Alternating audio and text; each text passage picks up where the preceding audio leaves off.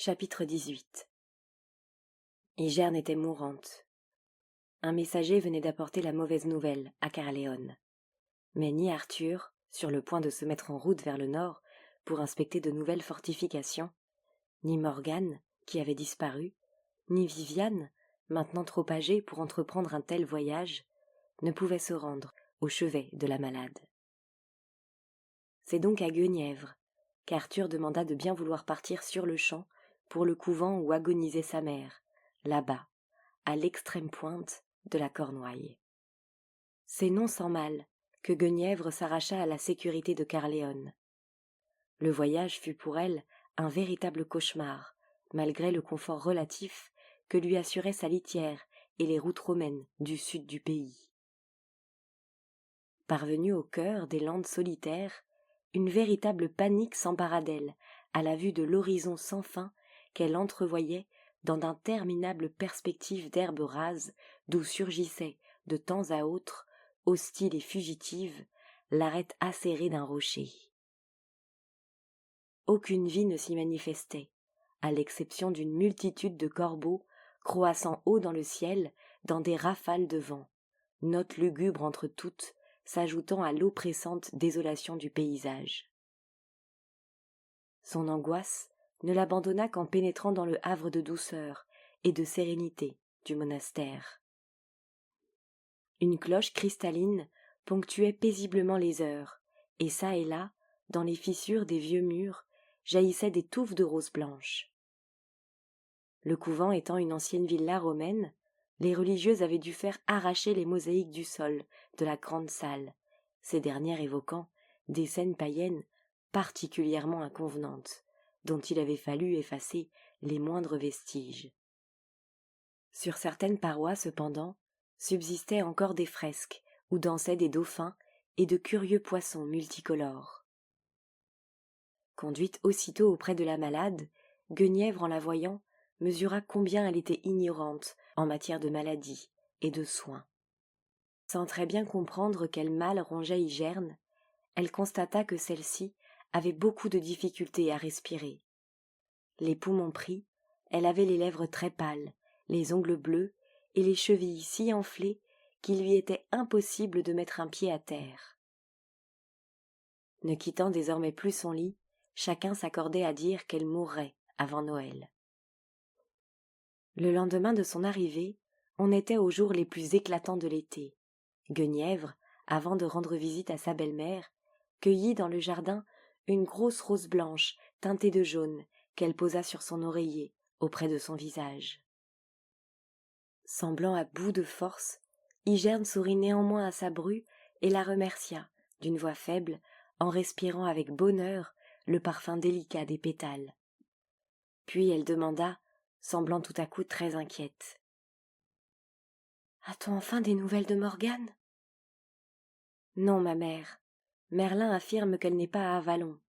Peut-être est-elle encore à la cour de Lot, mais c'est un long voyage pour s'y rendre, et notre messager n'est pas encore de retour. » Une quinte de toux empêcha un moment la malade de répondre. Puis, avec l'aide de Guenièvre, ayant un peu repris son souffle, elle murmura avec difficulté. « Elle devrait pourtant savoir, grâce au don, combien je suis mal. Lorsqu'on sait que sa mère est mourante, on accourt à son chevet. » Un bref silence s'installa entre les deux femmes, et Guenièvre, non sans amertume, songea que la mère d'Arthur se souciait fort peu de sa présence. À ses yeux, c'était certain, la seule qui comptait était Morgane. Mais elle n'eut guère le temps d'achever sa pensée. « Dites-moi, Guenièvre, reprit la malade, aimez-vous mon fils ?» Surprise par la question, la jeune femme préféra détourner son regard. Igerne lisait-elle dans son âme? Avait-elle aussi le pouvoir de deviner ses pensées les plus secrètes? « Oui, je l'aime, » répondit-elle d'une voix qu'elle voulait assurer. « Je l'aime infiniment et suis sa reine fidèle. »« Je vous crois, mon enfant. Vous devez être heureuse, et le serez davantage encore à l'avenir, puisque vous portez enfin son fils. » Guenièvre ne put réprimer un petit cri et regarda fixement la vieille reine. Mais comment? Je ne savais pas, murmura-t-elle. Pourquoi Igère ne lui disait-elle une chose pareille? Ignorait-elle sa stérilité alors que tout le royaume était au courant? Ou alors, commençait-elle à divaguer? Comment savez-vous? Insista-t-elle à voix haute. Il m'arrive encore parfois de bénéficier du don, sans le vouloir, et jamais il ne me trompe. Mais pourquoi pleurez-vous, mon enfant? N'est-ce pas une bonne nouvelle? Déconcertée, Igerne tendit sa main décharnée vers sa belle-fille. Je pleure de joie. Mais, dites-moi, ma mère, je vous en supplie, porterai-je cet enfant jusqu'à son terme? M'avez-vous vu en train de l'allaiter? Je ne peux vous en dire davantage, dit tendrement Igerne en serrant la main de la jeune femme. Le don vient et vous quitte comme il l'entend. Puis, comme si cette révélation avait épuisé ses forces chancelantes, terrassée de fatigue, la vieille duchesse de Cornouailles ferma les yeux. Guenièvre attendit patiemment que la malade soit endormie et quitta la chambre sur la pointe des pieds pour rejoindre les religieuses dans le jardin. Mais la cloche, au même instant, annonçait l'office du matin, et Guenièvre se rendit directement à la chapelle, où elle s'agenouilla dans la salle réservée aux visiteurs. Bouleversée par ce qu'elle venait d'apprendre, elle rendit grâce au Seigneur du fond du cœur. Ainsi ne l'avait-elle pas imploré en vain. Tout à sa joie, Guenièvre mêla sa voix à celle des religieuses dans leur magnificat, si claire, si joyeuse, que plusieurs d'entre elles, tout étonnées, se retournèrent pour la regarder. Désormais, en tout cas, elle devrait mettre un terme définitif à ses pensées secrètes, honteuses, déchirantes, concernant Lancelot. Mais n'était-il pas trop tôt pour se réjouir? Après tout, la vieille reine pouvait se tromper. Quel signe tangible lui permettait de croire qu'elle était vraiment enceinte? Sans doute avait-elle remarqué un certain retard dans son cycle menstruel, mais les fatigues du voyage en étaient peut-être la cause.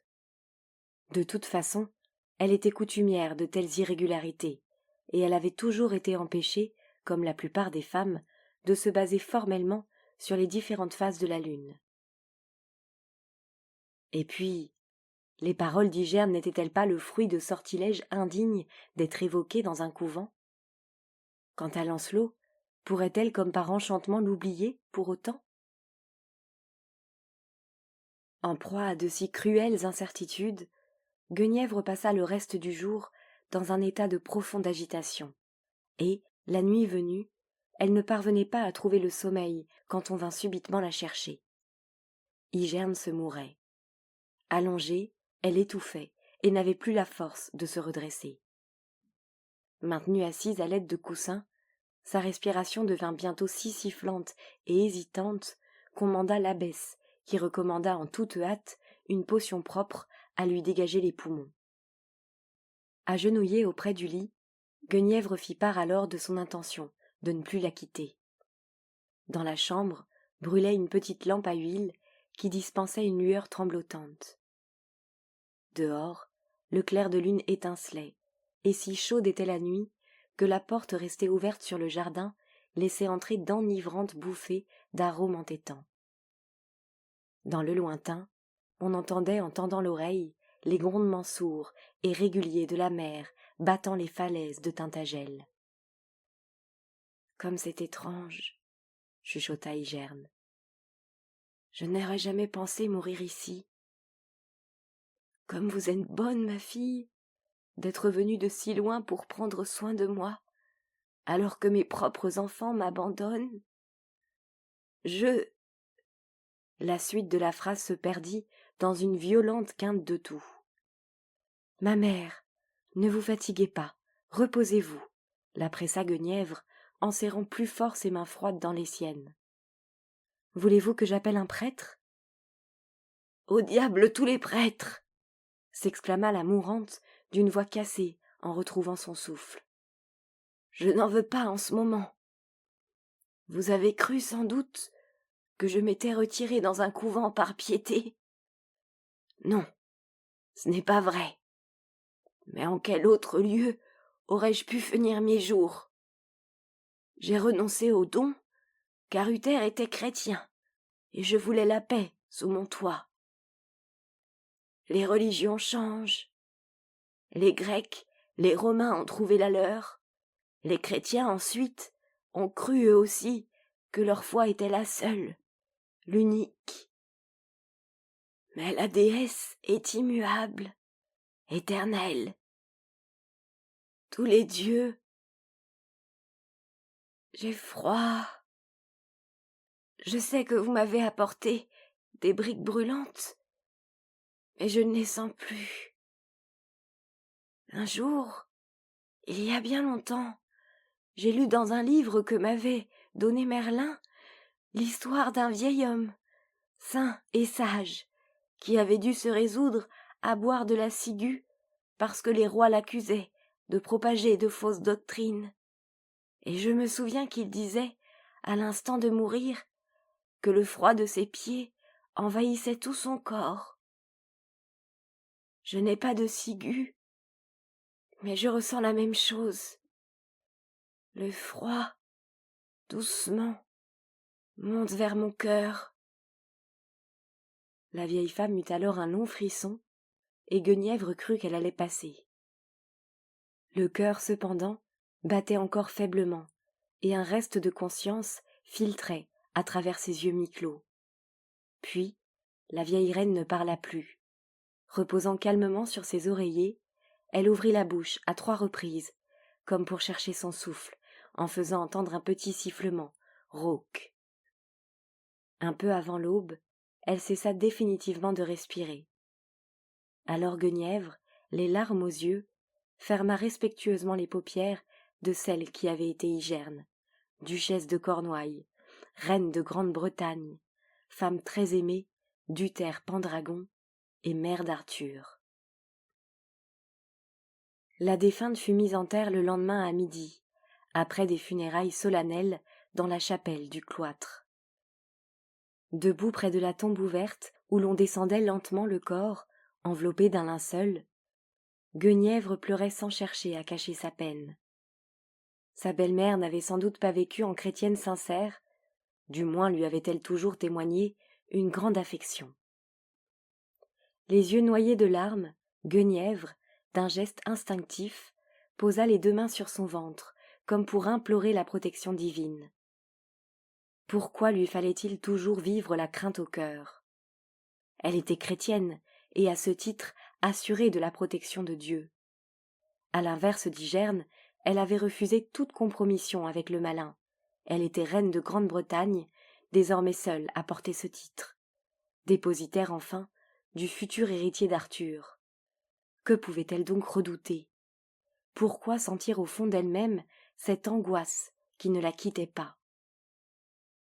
La cérémonie achevée, les religieuses, sur un dernier cantique, s'éloignèrent une à une de la tombe. Guenièvre, tremblante d'émotion, emboîta leurs pas en serrant sa cape autour d'elle. Une fois de plus, elle tenta de se remémorer avec précision la date où, pour la dernière fois, elle avait été aimée par Arthur. Oui, c'était juste avant son départ pour Tintagel. Si la vieille reine avait dit vrai, son fils serait donc dans ses bras aux environs de Pâques, la meilleure saison pour venir au monde. Une cloche égrena lentement ses notes sur les toits du monastère, et l'abbesse s'approcha de Guenièvre. « Resterez-vous un peu avec nous, dame ?» demanda-t-elle respectueusement. « Nous serions très honorés de vous garder encore quelques jours dans nos murs. »« J'en aurais été moi aussi très heureuse, » répondit Guenièvre sur un ton de regret. « Mais il me faut sans tarder regagner Caerleon pour apprendre au roi la mort de sa mère. Et la bonne nouvelle pour son fils, » se dit-elle en elle-même. Puis elle ajouta rapidement. « Soyez certaine que je lui ferai part de la sollicitude dont vous avez fait preuve envers sa mère dans ces derniers instants. » Ce fut un grand honneur pour nous. Nous l'aimions toutes infiniment, répondit la religieuse. Je vais faire préparer votre escorte. Elle sera prête dès demain. Dieu soit avec vous et vous garde tout au long de votre route. Merci de prier pour moi. Je n'oublierai pas votre couvent. Quelque don matérialisera ma reconnaissance. Les prières ne s'achètent pas avec de l'or, murmura sagement l'abbesse, sans parvenir toutefois à dissimuler complètement une petite lueur de convoitise dans les yeux, à l'annonce des largesses promises par la reine.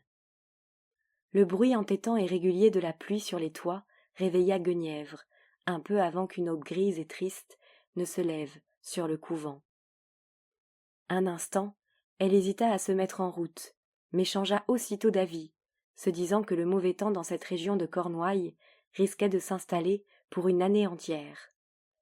Bien que très lasse et un peu écœurée, elle ne s'inquiéta pas et se contenta de passer délicatement la main sur son ventre, comme pour se persuader de la réalité de ses nouvelles espérances.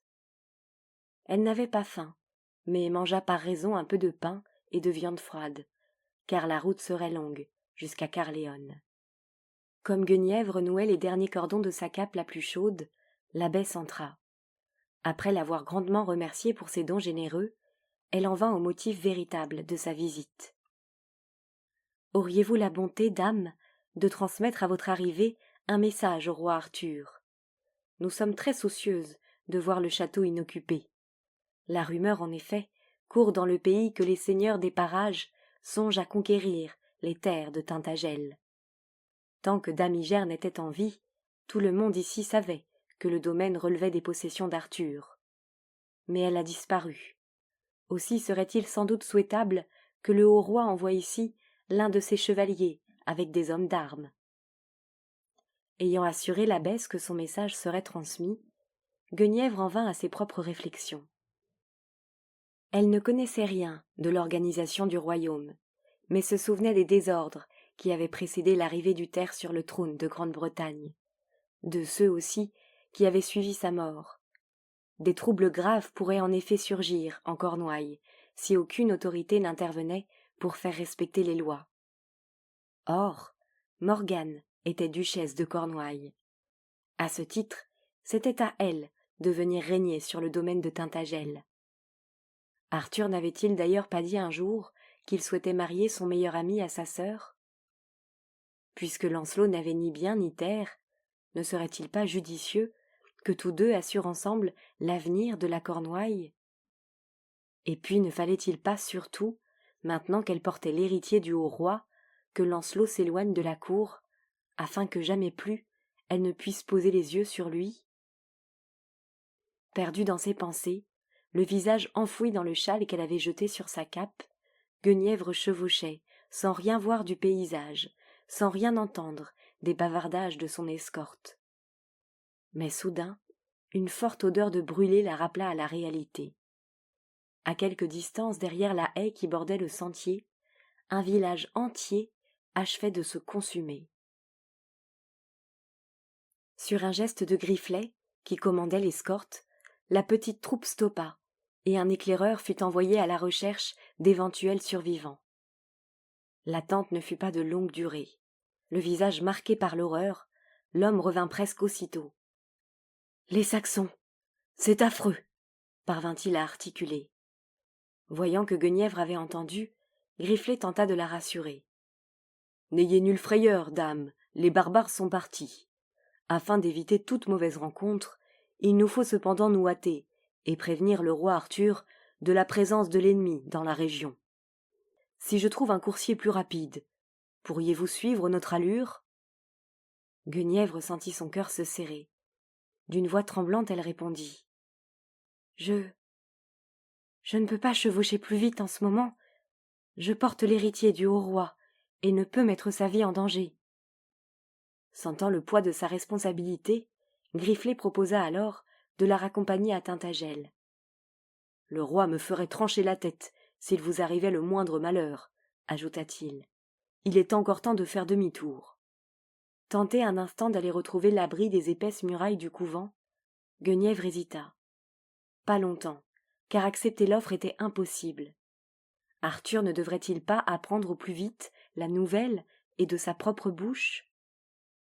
Elle fut donc la première étonnée de s'entendre répondre d'une voix ferme. « Il ne peut en être question. Votre mission est de me ramener saine et sauve à Caerleon. Alors marchons. » Visiblement contrarié par sa décision, Grifflet s'inclina, les mâchoires serrées. À peine avait-il fait faire demi-tour que Guenièvre fut sur le point de le rappeler et de céder à ses injonctions. Mais elle y renonça définitivement. Si vraiment elle portait l'enfant royal, elle se devait d'abord de veiller sur sa santé. Mais elle devait aussi se comporter en reine, et non en jouvencelle effarouchée. D'ailleurs, se dit-elle pour se rassurer, en regagnant Tintagel, le pays était infesté de Saxons, elle risquait d'y rester enfermée jusqu'à la fin de la guerre. En outre, Arthur, ignorant tout de la grande nouvelle, ne pourrait-il en venir à considérer qu'il était ainsi débarrassé d'une femme suspectée par tous d'être stérile? N'écouterait-il pas alors les conseils de ce vieux fou de Merlin qui lui recommandait de mettre dans son lit une jeune femme prête à lui faire un héritier tous les 10 mois? En revanche, il en irait tout autrement dès qu'Arthur apprendrait de ses lèvres la nouvelle si ardemment désirée. Un vent glacial balayait les hauts plateaux, pénétrant Guenièvre jusqu'au fond des eaux. Harassée, elle demanda sa litière et continua le voyage retranchée derrière ses rideaux, consciente d'avoir fortement irrité Grifflet, que tout retard mettait dans un état proche de la rage. Peu avant le crépuscule, la pluie cessa, et de pâles rayons de soleil soulevèrent de longues écharpes de brume sur les landes désertes. « Nous allons camper ici cette nuit, » ordonna Grifflet. « De ce plateau, nous pouvons voir très loin, et ne risquons pas d'être surpris. Demain, nous atteindrons l'ancienne voie romaine, et nous pourrons forcer l'allure. » À l'aube, ayant repris la route, les paysages qu'ils traversèrent semblaient déjà marqués par la guerre. Pas un bruit, pas un être humain dans les champs, bien que l'on fût en pleine saison des récoltes. Pas le moindre bétail non plus, autour des fermes isolées dans les collines. Ni plus tard, un seul voyageur sur la voie romaine. Se désolant du spectacle, Guenièvre sentit redoubler sa peur. Dans un réflexe de fuite, elle voulut même quitter sa litière et demanda un cheval. La nuit tombait lorsqu'enfin, après une longue et épuisante chevauchée, ils parvinrent au pied de la tour de guet de Caerleon. La bannière des Pendragons flottait à son sommet, et Guenièvre, passant sous son ombre, se signa instinctivement. Elle détestait cet étendard de soie cramoisi, symbole à ses yeux de la persistance du paganisme en Grande-Bretagne, et ne cessait de s'étonner qu'un roi, qui se voulait chrétien, continuât de conduire ses armées sous cet emblème antique inspiré du démon. La plaine, autour de Caerleon, était cernée de tentes plantées par les troupes ayant rallié Arthur. De nombreux chevaliers, connaissant Guenièvre, l'acclamèrent à son passage, ceux qui servaient sous les ordres de son père ou ceux de Lot, lui réservant l'accueil le plus chaleureux. Dans tout ce déploiement militaire, Guenièvre reconnut la bannière de Morrigan, le grand corbeau de guerre, puis Gaëris, le jeune frère de Gauvin, qui s'avançait vers eux. Apercevant Grifflet, ce dernier lui lança. « Ton épouse est ici. Elle se prépare à gagner Camelot avec ton fils. Arthur a ordonné que toutes les femmes se rendent là-bas le plus rapidement possible, car il a trop peu de soldats à consacrer à leur défense et Camelot est moins exposé que Caerleon. » Camelot. Guenièvre sentit son cœur battre un peu plus fort. Avoir chevauché à bride abattue depuis Tintagel, pour être envoyé ensuite aussi rapidement à Camelot, non, c'était impossible. Cependant, prévenue de son arrivée, la foule de ses admirateurs ne cessait de grossir. Guenièvre, se forçant à sourire, répondait avec grâce à leurs ovations, levant à intervalles réguliers une main blanche, mais ne cessant de penser. Dans 1 an, à la même heure si Dieu le veut, c'est un petit prince qu'ils salueront. C'est alors qu'un homme de haute taille, fortement charpenté et d'aspect peu engageant, revêtu d'une armure de cuir, vint littéralement se jeter dans les pattes de son cheval. « Ma sœur, Me reconnaissez-vous » Guenièvre, les sourcils froncés, le dévisagea, puis murmura d'un air hésitant. « Méléagran ?»« Oui, c'est moi. Je suis ici pour combattre, aux côtés de votre époux et de notre père. Il faut absolument que vous parliez de moi au roi, ma sœur. Moi aussi, je veux être chevalier. » Guenièvre sentit un frisson de répulsion lui parcourir le dos. Méléagran était énorme, et comme beaucoup de géants, il semblait difforme. Il louchait légèrement, et en outre, un œil semblait plus ouvert que l'autre. Elle n'avait cependant rien de précis à lui reprocher, si ce n'était le fait de l'appeler ma sœur devant tout le monde, et de vouloir à toute force lui baiser une main qu'elle tentait en vain de soustraire à son ardeur. « Je ne doute pas de vos mérites, Méléagran, » rétorqua-t-elle en se raidissant. « Mais je ne suis qu'une femme, et n'ai nul poids sur les décisions du roi. Mon père est-il ici ?»« Oui. En ce moment même, il est avec Arthur dans la grande salle du château. Et moi, pendant ce temps, je reste dehors, avec les chevaux et les chiens. Écoutez-moi, insista-t-il avec arrogance, l'attirant sans ménagement par la main, comme s'il voulait à tout prix la faire descendre de cheval. « Holà, l'homme! Arrière! Laissez la reine en paix !» intervint rudement Grifflet. « Allez-vous m'empêcher de parler à ma propre sœur, espèce de moustique ?» tonna le géant, le poing levé. « J'ai reçu mission d'escorter la reine jusqu'au château, et j'accomplirai ma tâche jusqu'au bout, » répliqua Grifflet en tirant son épée. « Arrière, vous dis-je, ou il vous en cuira. »« Pensez-vous vraiment qu'un avorton m'impressionne » ricana grossièrement Méléagran. « Je vous prête main forte, » lança alors Gahéris, venant se placer à droite de Grifflet.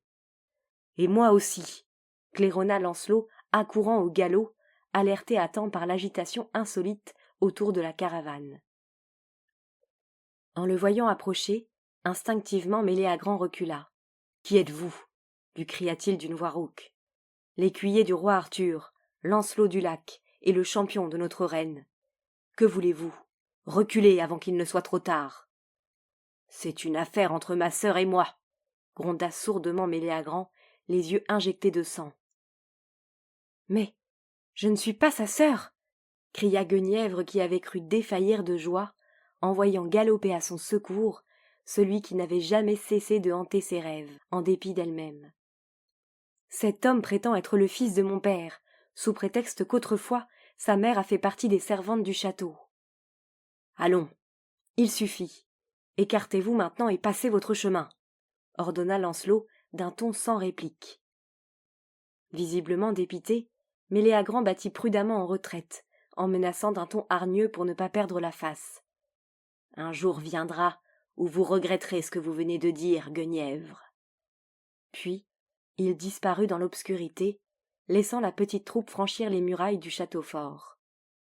Guenièvre, sous l'emprise de l'émotion, ne quittait plus des yeux Lancelot, caracolant devant elle, tout habillé de rouge comme à son habitude, les boucles de ses cheveux au vent, une main négligemment posée sur sa cuisse. Ah, cette main! Comme elle aurait voulu la prendre dans la sienne, lui demander protection et réconfort. Lancelot, son Lancelot n'avait qu'à apparaître, et toutes ses résolutions s'envolaient.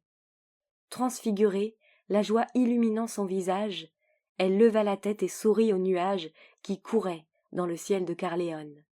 « Il serait préférable pour vous, Guenièvre, d'éviter la grande entrée, » lui murmura d'une voix qui la fit tressaillir son chevalier servant, tournant vers elle son visage d'archange. « Vos habits de voyage sont mouillés et froissés. Je vais vous conduire par une petite porte de côté, d'où vous pourrez gagner directement vos appartements. » Depuis longtemps, Lancelot avait le privilège d'appeler Guenièvre par son prénom. Mais chaque fois qu'elle l'entendait, son cœur bondissait dans sa poitrine, comme si ces 3 syllabes dans sa bouche devenaient pour elle la plus attendrissante caresse. « Grifflet, » continua Lancelot, « voulez-vous prévenir notre roi que la reine est enfin de retour ? Quant à vous, Gahéris, chargez-vous des hommes, je m'occuperai moi-même de la reine. » Il l'aida à descendre de cheval, avec un sourire qui lui fit presque mal, tentant obstinément de garder les yeux baissés, L'espace d'un éclair, elle effleura son visage et s'engouffra sous la voûte. Le grand vestibule était envahi par les compagnons d'Arthur, et un désordre indescriptible régnait dans tout le château. La table ronde est partie il y a 3 jours pour Camelot, portée par 3 chariots, lui expliqua Lancelot en lui emboîtant le pas. Caille est sur place pour la recevoir et la faire monter dans la salle haute, spécialement aménagée pour elle. Un messager, cependant, a été dépêché en hâte pour lui demander de revenir d'urgence à Caerleon avec tous les hommes du pays d'été capables de combattre. « Les Saxons vont-ils débarquer sur nos côtes ?» interrogea Guenièvre, de nouveau gagné par l'inquiétude. « Est-ce vraiment la grande bataille qu'Arthur redoutait tant ?»« Oui, Guenièvre, » répondit-il sereinement. « C'est la raison pour laquelle Arthur entraînait ses guerriers, avec tant de soin, tandis que de mon côté, je préparais les troupes à cheval. L'ennemi, cette fois, sera définitivement chassé de Grande-Bretagne. » Ne pouvant en entendre davantage, Guenièvre, bouleversé, lui fit face et se jeta dans ses bras en sanglotant. « Mais vous pourriez être tué !» C'était la première fois qu'elle s'abandonnait de la sorte, la tête sur sa poitrine, pleurant sans retenue, le laissant la serrer contre lui, consciente de toute son âme, de l'affolante douceur de son étreinte. Alors elle l'entendit chuchoter à son oreille, d'une voix brisée par l'émotion. « Guenièvre, ma douce, ma tendre Guenièvre, nous savions tous que cette guerre allait éclater un jour ou l'autre. Mais, par la grâce de Dieu, nous sommes prêts. Arthur est un grand capitaine, un exceptionnel meneur d'hommes.